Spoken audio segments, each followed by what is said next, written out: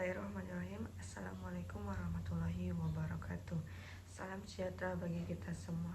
Yang terhormat dosen pembimbing Bapak Irsutami SE, MACC, AKCA, dan Bapak atau Ibu dosen penguji Prodi Akuntansi.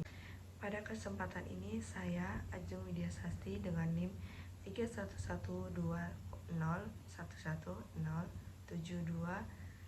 ingin mempresentasikan hasil proposal atau laporan studi saya dengan judul Kebijakan Akuntansi Aset pada PT Sapar International Batam. Pada penelitian saya, latar belakangnya yaitu pengertian akuntansi. Ikatan Akuntansi Indonesia 2013, proses pengidentifikasian, pengukuran, pencatatan, penggolongan dan pengistisaran serta pelaporan informasi keuangan dalam suatu entitas atau 8 organisasi yang ditujukan kepada pihak-pihak yang berkepentingan dalam rangka pengambilan keputusan. Menurut Hans Kartika Hadi, DKK 2016, suatu sistem informasi keuangan yang bertujuan untuk menghasilkan dan melaporkan informasi yang relevan bagi berbagai pihak yang berkepentingan. Selain itu, kebijakan akuntansi penting bagi perusahaan sebagai panduan dalam penyusunan laporan keuangan. Demi halnya pada PT Sapar Unggul International Batam yang saat ini sedang saya teliti. PT Sapar Unggul International Batam adalah perusahaan yang bergerak di bidang tour, travel, dan pengurusan dokumen, serta pengurusan dokumen lainnya yang disamakan.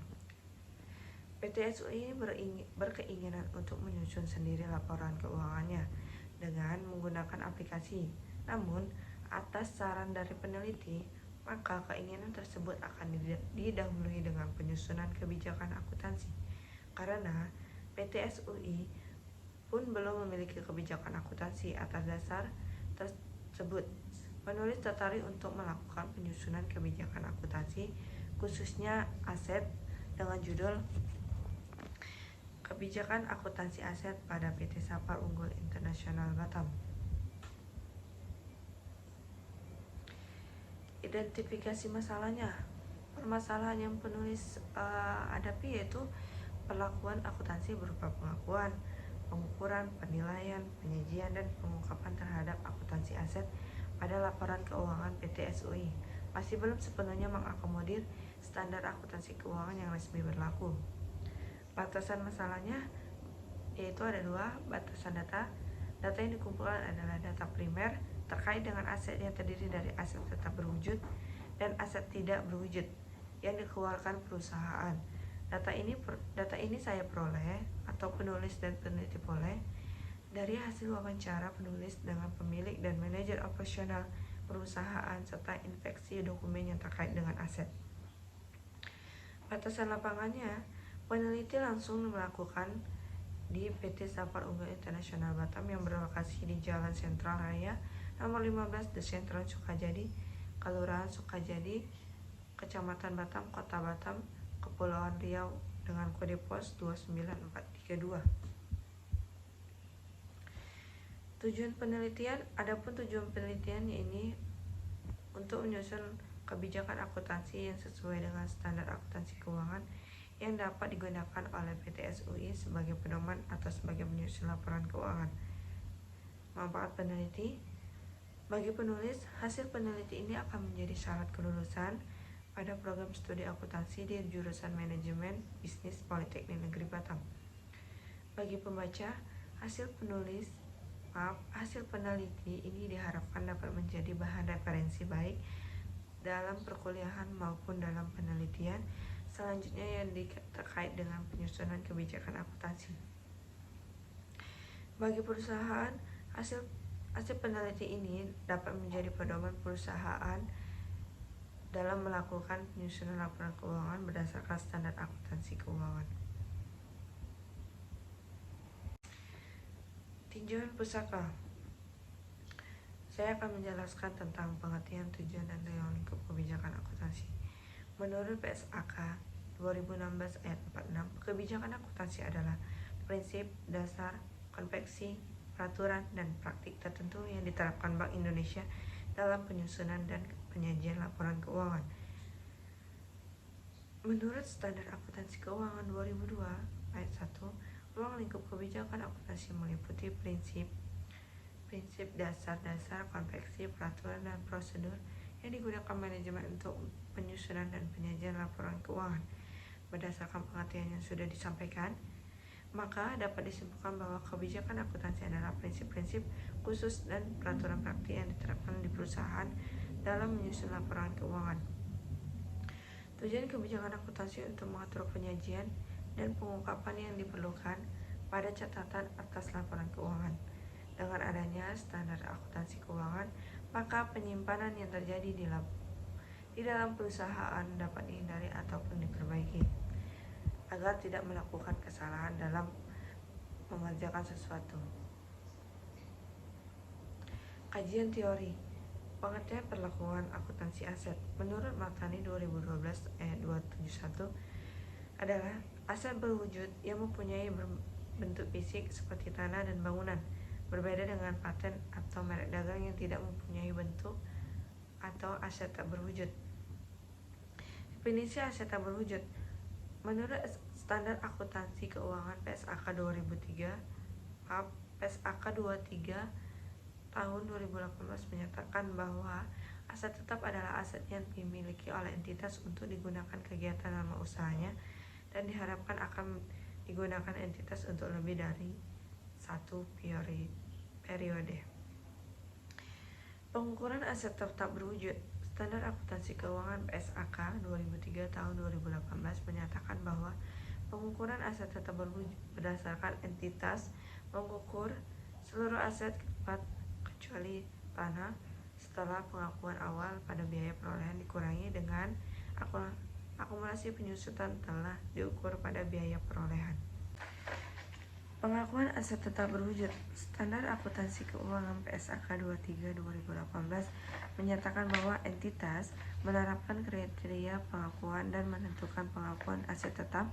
Oleh karena itu, entitas mengakui suatu pengeluaran sebagai biaya perolehan aset tetap.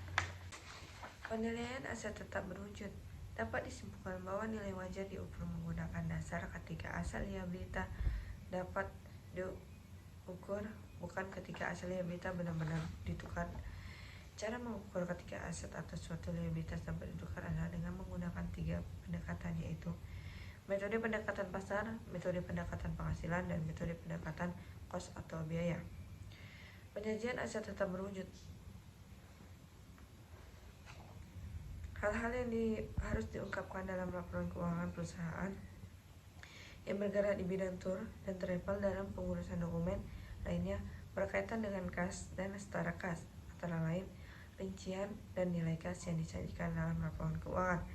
Yang kedua, rincian dan nilai kas yang ada dalam rekening kas umum namun merupakan transaksi yang belum disetor ke pihak yang berkepentingan. Pengungkapan aset berwujud. Berdasarkan data yang dari hasil penelitian yang dilakukan di PT SUI Batam, dijelaskan bahwa perusahaan belum menyajikan aset tetap yang sesuai dengan pembukuan akuntansi yang nilainya sama, yakni harga perolehan aset dikurangi akumulasi penyusutan. Mengungkapkan aset tetap perusahaan menurut PSAK nomor 16 bahwa aset tetap perusahaan secara langsung dituangkan dalam neraca keuangan yang berupa catatan antara atas laporan keuangan. Definisi aset tak berwujud menurut ED PSAK 19 revisi 2009, aset tak berwujud memiliki ketentuan baru, yakni aset tak berwujud dengan masa manfaat terbatas dan aset tak berwujud dengan masa manfaat tak terbatas. Aset tak berwujud menyatakan entitas harus menilai ulang masa manfaat dari aset yang tak berwujud yang dimilikinya. Dengan demikian, entitas dapat saja merubah klasifikasi aset tidak terbatasnya apabila memang entitas pada saat tanggal efektif berdasarkan nilai ulang yang dilakukan. Pengakuan aset tak berwujud. Dalam mengakui suatu pos sebagai aset tak berwujud, entitas perlu menunjukkan bahwa pos tersebut memenuhi definisi aset tak berwujud, dan kriteria pengakuan. Persyaratan tersebut diterapkan atas biaya yang dikeluarkan untuk memperoleh atau pengembangan secara internal aset tak berwujud dan biaya yang terjadi kemudian dan memperbaiki aset tersebut. Penilaian aset tidak berwujud. Aset tak berwujud dinilai suatu dengan sesuai dengan harga perolehannya. Biaya perolehan aset tak berwujud terdiri dari harga beli termasuk biaya masuk dan pajak pembelian yang tidak dapat dikembalikan setelah dikurangkan diskon. Yang B, segala biaya yang dapat dikaitkan secara langsung dalam persiapan aset tersebut sehingga siap digunakan.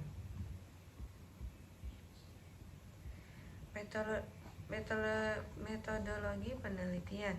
Objek penelitian. Adapun objek dari penelitian ini adalah kebijakan akuntansi yang sesuai dengan standar akuntansi keuangan yang berlaku.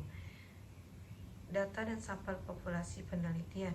Adapun data yang digunakan dalam penelitian ini adalah data primer dan data sekunder. Data primer diperoleh secara langsung dari hasil wawancara kepada pemilik dan staf perusahaan yang terkait dengan aset yang ada di perusahaan. Sedangkan data sekunder diperoleh dari jurnal atau standar akuntansi keuangan yang berlaku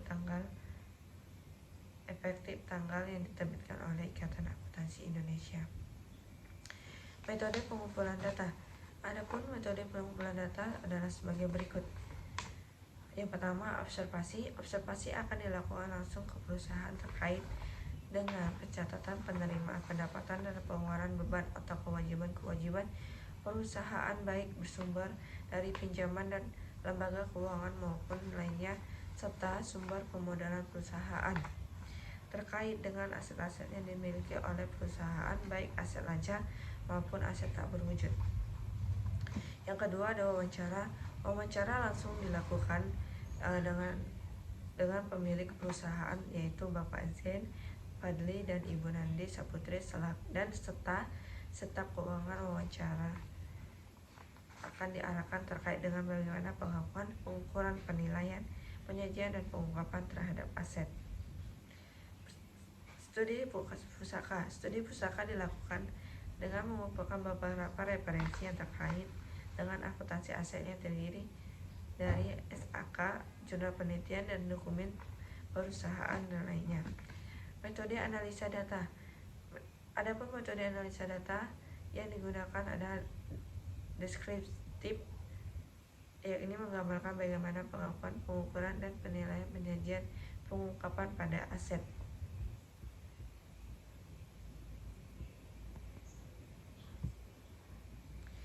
Gambaran umum perusahaan. Sejarah singkat perusahaan instansi. PT Sapar Unggul Internasional Batam atau Sapar Natur merupakan agen biro wisata perusahaan yang didirikan pada tahun 2022. Kami terdiri dari profesional yang memiliki pengalaman di bidang hospitality, pariwisata maupun penerbangan. Saat ini kami melayani paket ibadah umroh, perjalanan tur ke seluruh tempat wisata di Indonesia dan beberapa negara Asia Tenggara. Totalitas, loyalitas, dan integritas adalah modal kami yang dalam menjalankan usaha ini. Ditunjang dengan pengalaman yang kami miliki dalam jasa biro perjalanan, SDM yang handal dan terampil di bidangnya dan berkomitmen pada standar kerja yang tinggi. Kami yakni perusahaan kami menjadi mitra perjalanan Anda dengan pelayanan yang baik dan memuaskan. Visi dan misi perusahaan atau instansi.